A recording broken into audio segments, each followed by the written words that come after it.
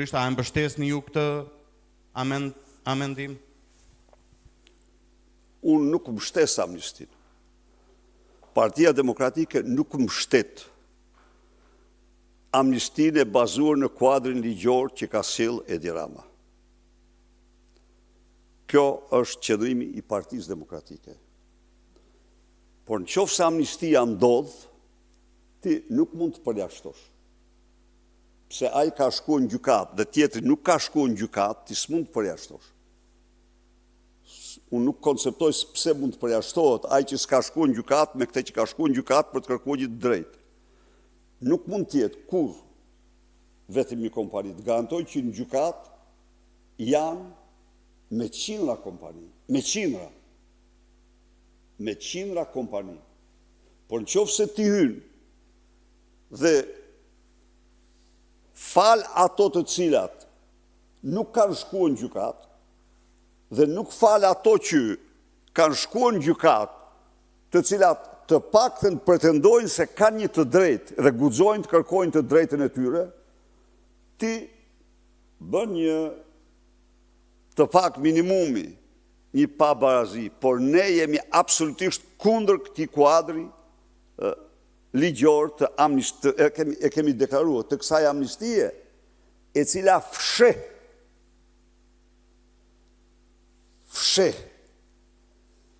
kanalet e zeza të larjes miliarda eurove nga klanet e drogës, kartelet e drogës.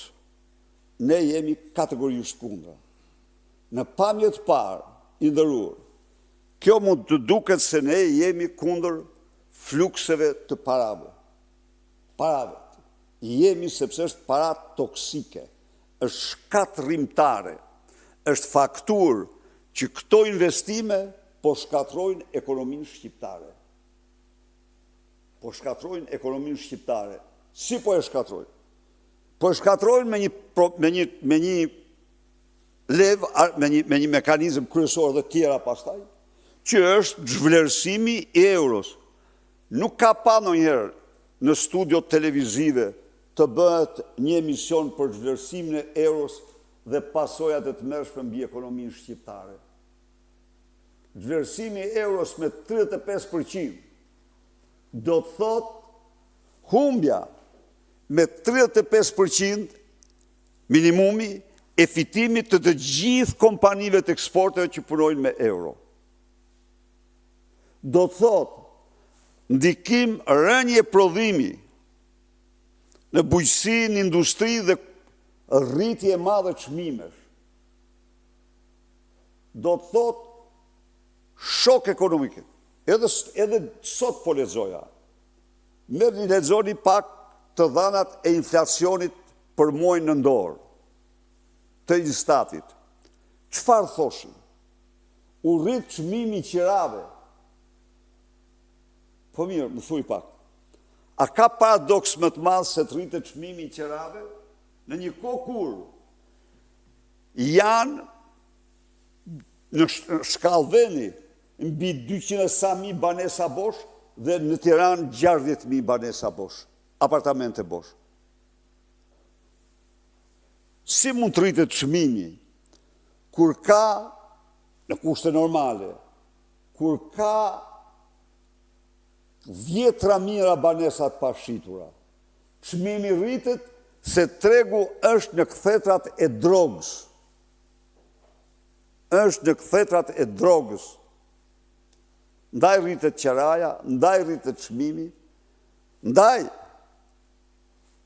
bie prodhimi, bie eksporti, bie shkatrohen qindra dhe mijëra vende pune dhe ikin qytetarët. I nderuar zotëri, çështja e narkoshtetit në Shqipëri është çështje themelore. Është vorbulla që po i përpin shqiptarët, është vorbulla e zezë që po i përpin shqiptarët.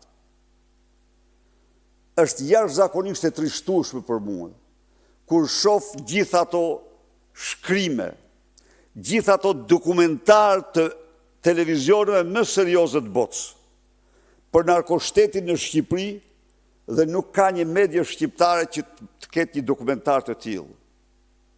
Nuk ka një gazetar që të bëjë një hetim dhe dokumentojë të faktoj pasojat shkatrimtare të narkoshtetit në Shqipëri. Në vijim të pyetjes, zoti Berisha, a është e koordinuar Partia Demokratike në qëndrimet e saj pasi propozimet e nënkryetarit të Komisionit të Ekonomisë, zoti Bozdo, pra amendimet që ka depozituar në kuvend, zoti Bozdo, nënkryetari i Komisionit të Ekonomisë, parashikojnë që kompanit të cilat kanë përfituar prona publike, pasuri publike, duhet të përjashtohen nga këto lehtësira, ndërkohë rrjedhimisht propozimi i zotit Bardhi çon në të kundërtën. Jo, nuk janë në një sintoni. Zoti Bardhi me propozimin e tij ngrihet kundër një pabarazie që ngren ligji. Pabarazi. Po ne nuk e dim atë. Ti nuk mund të paragjykosh që ato kanë shkuar në gjykata, janë jo, nuk ato që kanë shkuar në gjykata mund të jenë publike, mund të jenë private, mund të jenë shumë llojta. Ato kanë kundërshtim me shtetin. Në masën 90%, 95% ato kanë shkuar në gjykata për kundërshtira që kanë me shtetin.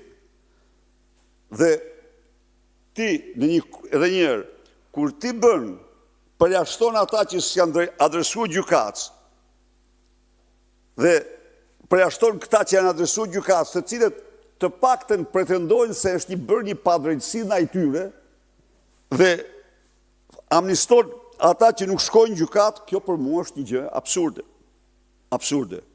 Përsa i përket zotit Bozo, unë e përgëzoj atë, sepse ato janë të gjitha pasuri publike të shpërndara nga Edi Rama jashtë të gjitha kritereve ligjore, vetëm favore për korrupsion.